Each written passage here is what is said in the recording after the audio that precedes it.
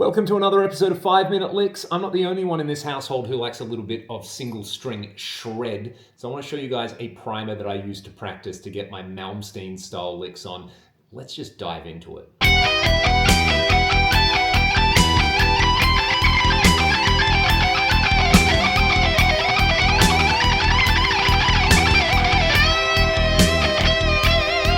There are two separate sequences at play here, an ascending pattern of 4s and a descending pattern of 6. The other thing we're using here is what I like to call rhythmic grading, where we are playing successively finer subdivisions of the beat as we go on. It gives our solo a sense of acceleration and excitement. So we're going to start out with the ascending pattern of 4 played as eighth notes. You may have come across this one before. We're using the E harmonic minor scale starting on the F sharp note.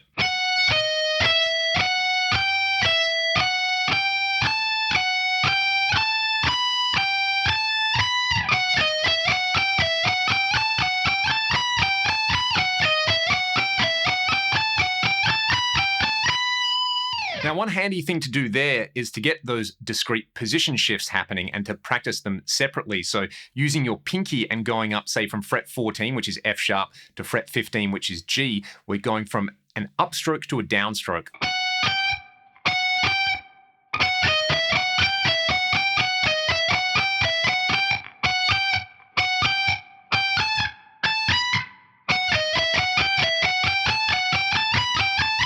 I actually find isolating those position shifts really handy when I'm playing the line. That can often be where you trip up with a lick. You can play it in one position smoothly, but as soon as you add a position shift, you might stumble over. So practicing the position shift makes sense. Now, we've played that as eighth notes. We're going to play it later in the lick as 16th notes, but before then, we've got to get back down. So we'll play this descending pattern of 6. This is a classic Malmsteen or Paul Gilbert pattern. It might be my favorite shred sequence. We start on fret 20, which is a C note. We're going to be playing 20, 17, 19, then 20, 19, 17.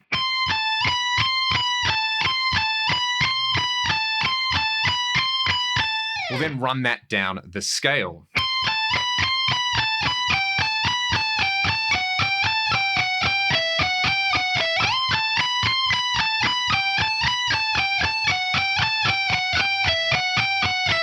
Now you notice in there that I'm either using my pointer, middle, and ring finger or my pointer, middle, and pinky to play that. That's just because I personally prefer to have to use the ring and the pinky together. I will do it when I absolutely have to, but basically your body has a bunch of shared hardware for those two digits, whereas the pointer, middle, and then this clump I always think of as independent units. So we can put those together and pay very close attention to the rhythmic phrasing.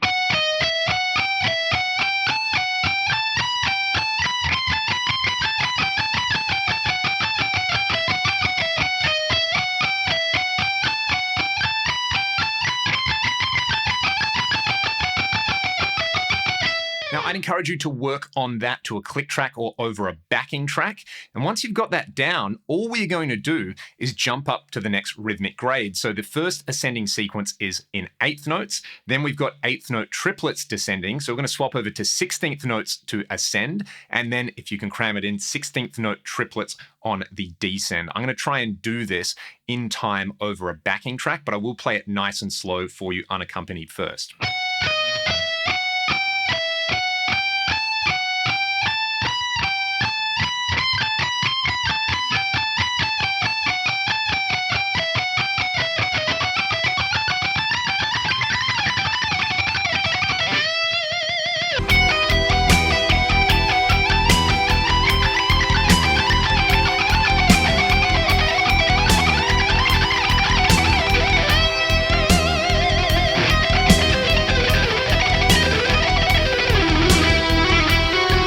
I hope you enjoyed the lesson. Let me know your thoughts in the comment section below. If you want to get access to the tab and some backing tracks, that will be uploaded on my Patreon. Alternatively, if you want to support the channel and keep my cats fed, you can check out some of the music that I make with my band Ragdoll. We've also got some cool merch you can grab as well. I think I'm about to get my hand shredded off, so I'll see you all on the next one. Thank you guys so much.